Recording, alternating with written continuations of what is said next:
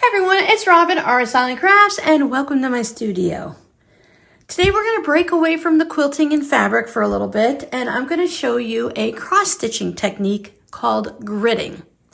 Now the Fat Quarter Shop has a couple of alongs coming up in June. They are both with the scarecrow design, and one is a quilting along and one is a cross-stitch along. Because the quilt is too big, I decided, in much agreement to a few of my followers here that we were chatting in the community tab, that it'd be better to do the cross-stitch version. Now, prior to purchasing your pattern, you can see the size of the project based on the size of the fabric that you might be using. I'm going to be using the 14 count Aida, so my project's going to be within the 12.5 by 12.5 inch range. Now my printer didn't quite agree on the colors, but this gives you a basic idea. And the reason I want to grid my fabric is all of these little different leaves all around and the rake handle, and we've got the pumpkin and the milk can and stuff and the bird. If I want to just start somewhere and then I decide I want to keep continuing working with one of these orange colors, and maybe I want to go around the world and I just want to do all the oranges, or I want to do all of the reds, it's easier for me if I have my fabric gridded, because that tells me these are 10 by 10 stitch or whole areas. So instead of trying to guess, let me just show you a little bit of the pattern here. Of course, it's a paid for pattern, but if I wanted to go from this milk can here to this green leaf, I would have to count 1, 2, 3, 4, 5, 6, 7, 8, whatever, and then start stitching here. Now for these leaves that are floating, it's not that big of a deal if I put it in the wrong spot, as long as I'm within that 12.5 by 12.5 inch space. But if I wanted to go from jean patch to jean patch, the knee patches here, you do kind of like them to line up.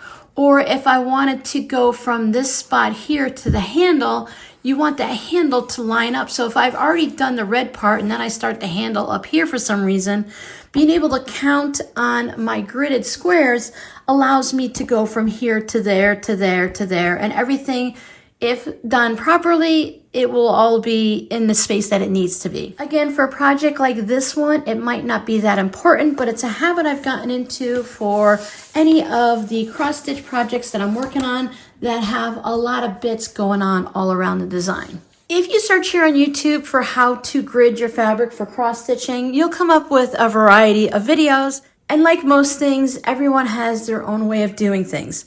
My way is not quite traditional. It has a little traditional background, but I changed the way I do it up.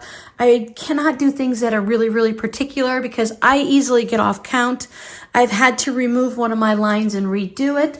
So let me just go ahead and show you what we're gonna need to grid our fabric. I'll talk about another way that you can do it, give a kind of idea on how other people might do it, and then show you how I do it.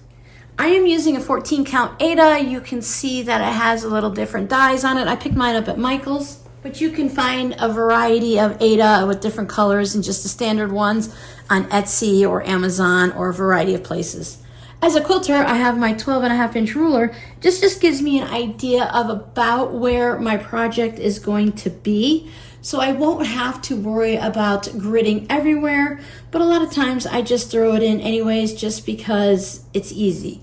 If I have a line all the way out here, I might not need it for the last bit of the picture, but it's nice just to have it there just in case. It doesn't take that long. I'm doing mine with a sulky silver metallic thread.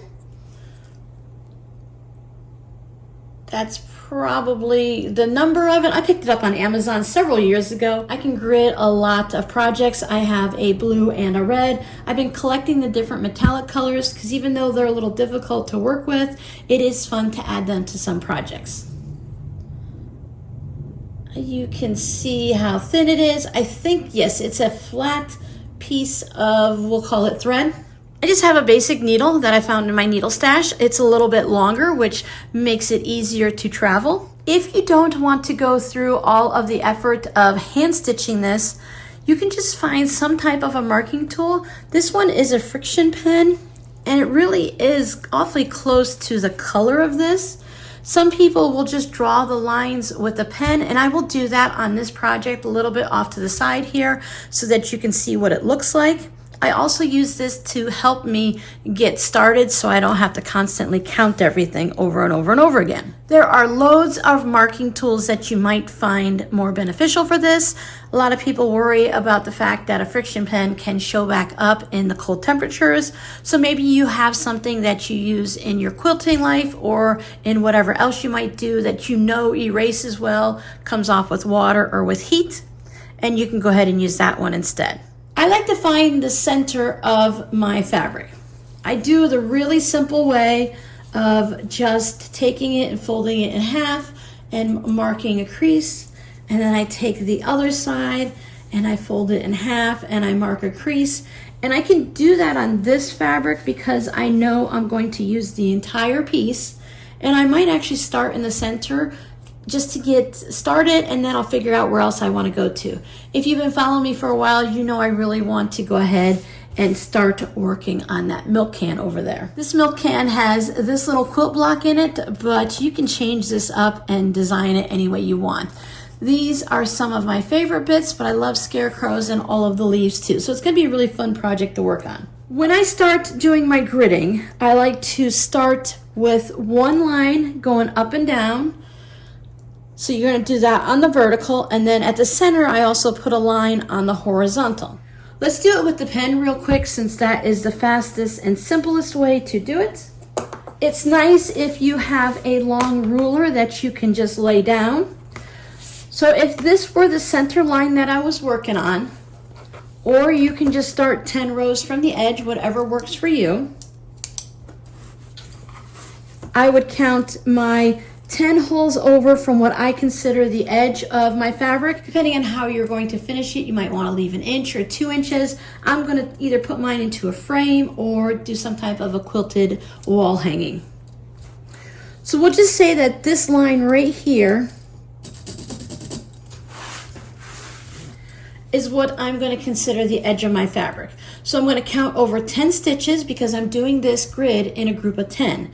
When you look at your cross stitch project, all the projects that I've ever seen do it in groups of 10.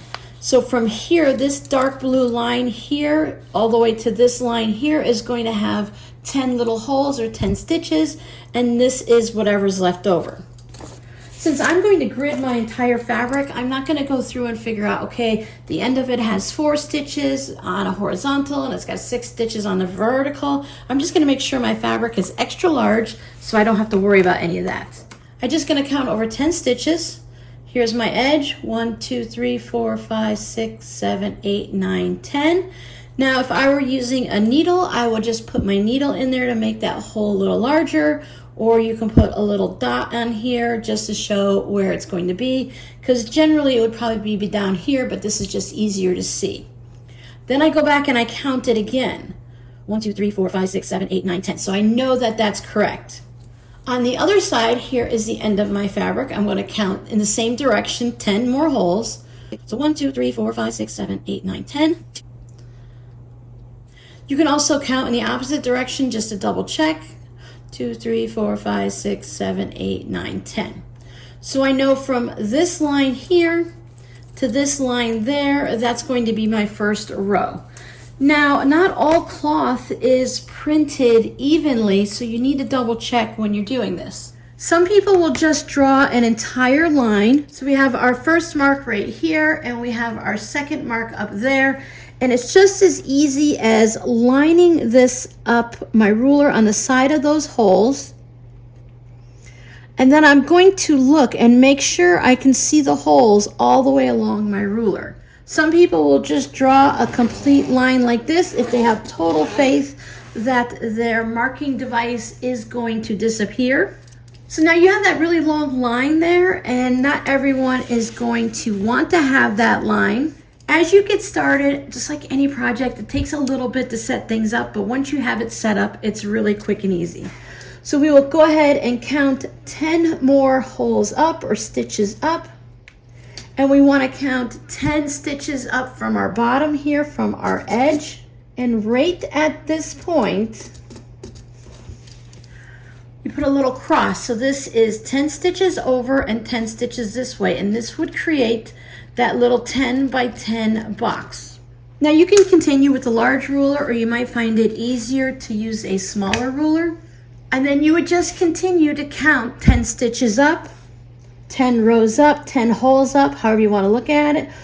1, 2, 3, 4, 5, 6, 7, 8, 9, 10. And then put another cross. And you can just do it by hand like that. So you don't even have to bring up your ruler, and just keep counting 10 and then going like that.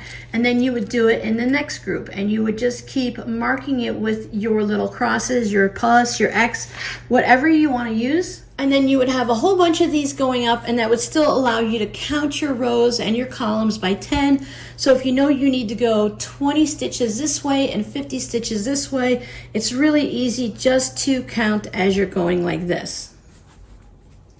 And with an erasable pen, I would just double check or triple check as I'm going, so that if you get a little bit off, you don't have to wait until you have the whole project done and then you have to erase it all and start over. I like to at least check things twice. I do prefer to use the metallic thread to do mine, and to just take that little bit extra time. You can be thinking about your project, working, watching a movie, just doing whatever you're doing. Maybe pop on one of my older videos and check those out, and just make your grid and prepare your project, especially if you're doing a stitch along. This one I believe starts on June 9th, so I have all of this time ahead of time to get prepared for this project, to get excited. Now granted, I can start whenever I want, but some of them are mystery along, and they just give you the basic size of your project. They may or may not give you your floss. I don't do this type of project very often, but I already have the pattern, so technically I can start whenever I want.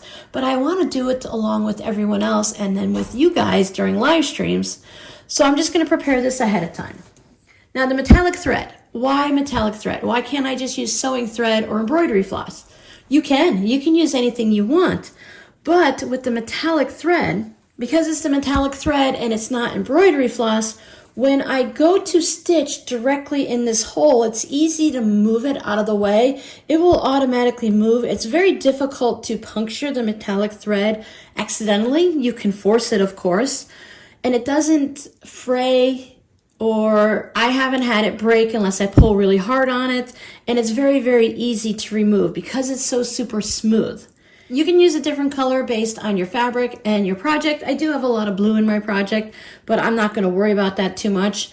I'm still going to be able to see my grid marks. If I used embroidery floss and I put embroidery floss over embroidery floss, it's really easy to catch on it. Now, some people do use a very thin sewing thread. You would just want a darker thread on a lighter fabric and a lighter thread on a darker fabric. Just be nice to be able to see all that work you put into it. I'm going to add a row on here, and after we get this row done, I will show you how easy it is to remove it. I have a partial row over here that we'll go ahead and remove after we get this done. When I go to cut my metallic thread, I just use regular scissors.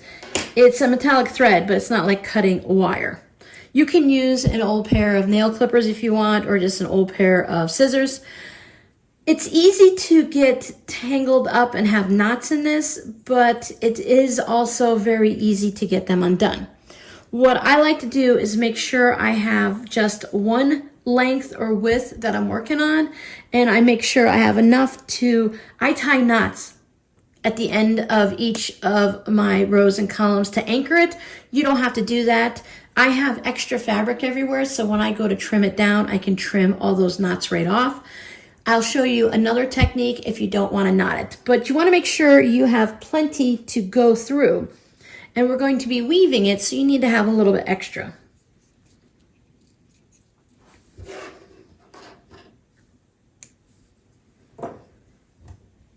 Again, I like a little bit of a longer needle. I don't use something short like a quilting needle. You just need to have an eye that's large enough to hold whatever you're using to make your grid lines. So for a project like this eye is definitely large enough. Now, metallic thread is very thin, very fine. So what I like to do is I actually tie a knot right here up at the eye. The metallic thread is a very wobbly. It kind of does what it wants and it's very slick. So that can make it a little hard to tie a knot. I leave a little bit of a spot up there just so I can cut it off afterwards. And I tie just a couple regular knots. See, one of them already disappeared and it came out. So I'll try another one. Sometimes I do 3 just to make sure it slipped all the way up there, but it's going to be so fine that it's going to still go through the fabric no problem. This little knot here stops it from constantly slipping out of my needle. If I were to double this thread, somewhere down here, the tail would get twisted onto the regular part and it would create a knot anyways. So I may as well just go ahead and put the knot up there and worry about cutting it off later. I went through and I made marks every 10 stitches along my edge here that I knew I was going to be starting at and finishing at, just so that it would be easier and I'd only have to count it once, technically twice, because I will count 10 and then I'll count 10 again just to make sure. So let's do it a third time. 1, 2, 3, 4, 5, 6, 7, 8, 9, 10.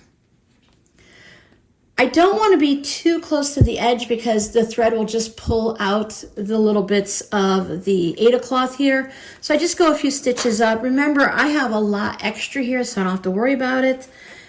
Leaving a decent tail, you have the option of just letting it hang, or you can go ahead and knot this like we did up here, just put a couple knots in it. Or if you can hold one end out of the way, however many spots down you want to go, I'm going to go down 3 so that there's one hole in between where I went in and I went out. And I just go in and out of here and kind of like do a little whip stitch, 3, 4, whatever amount of times you think you might need to hold it in place. So this is why we have that bit extra on the end. So then I want to end up on the front. It's just going to make it easier when I go ahead and start stitching because I'm already at the top. Now, a lot of people will do 8 stitches, leave 2 blank, go down and come up to 2 holes later, 8, 2, because that gives you 10. And then when they do the crossways, they do the same thing and you have a little bit that doesn't have any stitching in it. And it makes these perfect crosses on the back like we did when we were working with the friction pen. I don't do that. I tried that and I got so far off count that it just made a mess. I just cross mine over. It doesn't really matter. I'm going to remove everything, so it doesn't have to be perfectly neat. I just need to make sure that it is 10 stitches this way and 10 stitches this way. I do not travel more than maybe 15 stitches up or 15 holes up, only because when you do, you can end up with some bits that might have a little extra float here and they might just move. And I'm going to show you a little trick to counteract that too. It's all about the little tips and tricks to make things easier. So to start with, I might go ahead and count up 10 and I'll go down the hole. Now you can go down and then come up the very next hole, and that counts as your 10 here, and this is 1. And then I'll continue counting till 10, staying in line to make sure I'm lined up perfectly, because you don't want to get crooked in either direction. So then I'll count 10, so that's 1, 2, 3, 4, 5, 6, 7, 8, 9, 10. I'll put my needle in and I'll just make sure that I'm still lined up. You can use your thread and make sure you're still in the row. I count after every 3 or 4 stitches I do, I count to make sure I'm still 10 over from this line. Now, instead of going all the way to the back, you can do this like a type of a running stitch. I'll just bring my needle back up on that next spot and I'll pull it through. And now instead of counting, I will just lay my thread down. Let's say I'm going to go a little too far and I'm going to make this loose. I want to make sure that my thread is staying in that row. I find it easier if it's sitting on the table or my lap.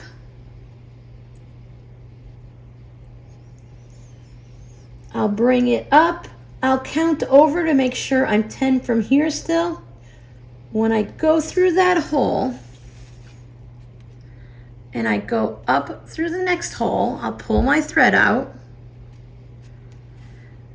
And if this is a little loose like that, what I'll do is I'll pull it in a little bit tight, and I'll go back stitch through that hole again and back up through that same spot. And by doing that and giving it a gentle pull, don't pull so hard you're gonna break your thread, it tightens that up now and it allows it to lay in that spot. So you might wanna get in a habit of doing that each time, or maybe you only wanna do it on every 10 stitches. I find it easier to work away from me than towards me or left and right. So pop in a movie or your favorite show, and I'll just go ahead and pop this on. Now, if you have a long needle, I line my needle up on that row to make sure I stay in line. And then I move my way up, and I leave enough so that I can grab onto the end of it. And I'll put my needle into the one hole that I want to stop at and come back out at the next. Now, I always count when I do it this way to make sure I'm 10 over from the previous row. And then I just pull it through. And I find that this goes much faster. And when I do it this way, because it's a longer stitch, I always do that little back stitch to tighten it up. Now this sounds, and it might look like it's going to take forever as I'm sitting here doing it and trying to explain it to you, but once you get the groove on and you're going, it's really rather quick. You can also make some register marks in different areas so that you know you don't have to keep constantly counting. So if I already have this row done, I might take this needle or a tapestry needle. Now you don't want to do this too aggressively because you want to be able to not have a giant hole, but I can count over 1, 2, 3, 4, 5, 6, 7, 8, 9, 10, and there's 10. So if I just wiggle my needle a little bit, I know it's a little hard to see in the camera. I will extend it more than I normally would. And can you see how there's a large hole there? I know that I can just stay in line with that hole and I'm already there. Take a little bit of extra time to prepare things and you will go much quicker in the end instead of constantly having to count. If you do every 10 little blocks, every 10 stitches, you can always look over from this row to see where you have that little gap, and then just bring your needle up, stay in line where you're at, and make a gap at that exact 10 stitches. Then check for your next one, bring your needle down right in that same spot, 10 stitches over, and then create that spot there and pull it through. You just need to make sure that you're staying in line and not getting off, because it would be really a waste of your time and totally mess up your project if your needle got crooked going in one direction or the other. When I get to the other end of all of my stitching, I will do the same thing. I'll either go and make a knot at the end, or I'll go through it 3 or 4 times. I go to the back of the fabric and then I just go right to the next one. That's if my thread is long enough to do more than one round of it. If you cut just enough of your thread to do one row or column, then you would just tie it off at the end the same as the way you did in the beginning. Either tie a couple knots in it or do a couple of stitches just to hold it in place. If you decided to be brave and pull out a couple of lengths, when you get to the end, I still do a little bit of a knot or some stitches just to hold it as a just in case. I just take my needle and pop it up on the back to my next column or row. I do the same beginning type of stay stitch or knot or whatever, and I continue on.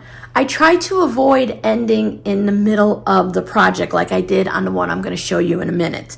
If I get to the end and I hold my thread out and it doesn't look like I'm going to be able to make it for a second row and have enough room to tie them both off, I'll just cut my thread, throw it away, and start with a new piece. That way, as I'm working, I don't get my floss tangled into any type of a knot on the back of my fabric. I can tangle my floss on my own. I don't need to tangle it into my little gridding thread. I leave my grid stitches in until the entire project is finished. Once I'm done, it's really easy to go ahead and remove it. Now, if I have finished this entire section and I don't need to stitch it anymore, I may also pull that out just so I can look at my project and go, oh, look how pretty it is. Now remember, we have some type of a knot here, and if we've gone from row to row, this row and this row could be connected, so that's another reason to knot it off at the beginning and the end before moving on to the next section. If I've completely finished all of this, even though this one doesn't go all the way up, I just wanted to show you an example. And this is one where I had that much thread left and not enough to do the whole thing. I just come to the end here and I clip my thread. Now in this one, I knotted the end just so it wouldn't fall off, so I am going to go ahead and snip that bit off, otherwise I won't be able to pull it out. Sometimes if you do the stitches to lock it in place here, you might end up having to cut it in different places because you locked it in. Another good reason to stick with the 10 by 10. Now here we go, you ready? It's going to be quick. You just pull it out. And there it is, all nice and easy. I have cats and this is as dangerous as tinsel for them, so either put it in your Ort container for old ratty threads so that nobody can get to it, or I just cut it down as I go and throw it away just to make sure nobody thinks it's a fun toy that they can chew on and swallow. I love how easy it is to remove the metallic thread. So that's it. That's how I grid my projects.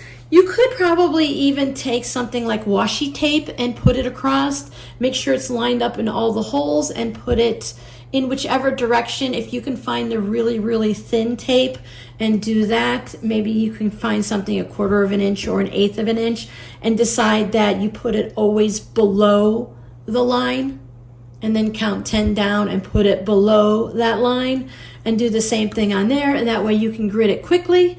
And I really do find that this saves me a lot of hassle. I don't have to go back through and tear out stitches unless I just wasn't paying attention. It's usually not because of a counting error, because I needed to go on a large project like a HAID, which is a humongous project. Think of like a painting, and it's full coverage. You will never see the Aida cloth. You can have a neon pink Aida cloth, and because of the type of coverage you do, you shouldn't be able to see that pink peeking through anywhere. And that's when gridding becomes really helpful.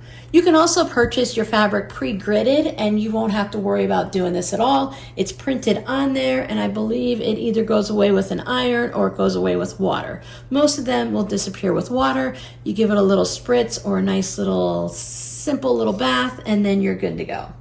No scrappy word of the day for this video. Just let me know down below in the description box. Are you doing the cross stitch along for the scarecrow? Are you doing the quilted version? Or are you just gonna hang out and watch the Fat Quarter Shop and everyone that's working on their project?